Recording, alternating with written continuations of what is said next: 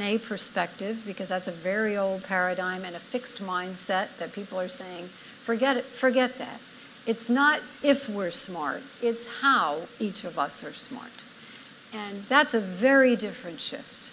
And those are very different kinds of behaviors. And so if we're trying to create environments for purpose and meaning and freedom and autonomy and contribution, and you mentioned learning communities, if we're trying to create more collaborative work environments, more conditions that will encourage interaction and experience and innovation, then how might technology serve as a vehicle to enable that to happen?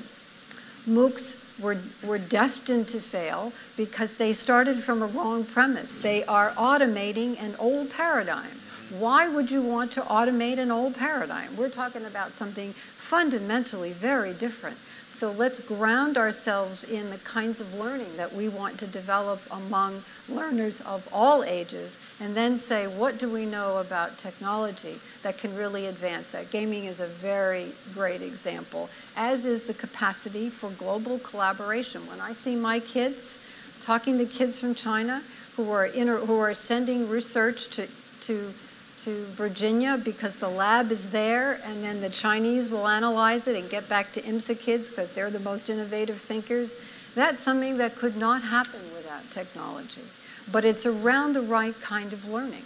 And I think the work that is happening now in terms of mindsets and thinking, you know, Einstein had it right in the beginning that the problems we have now are not going to be solved with the kind of thinking that we brought to it in the first place. My concern as an educator is the enormous gap between the kinds of learning experiences most children have in most places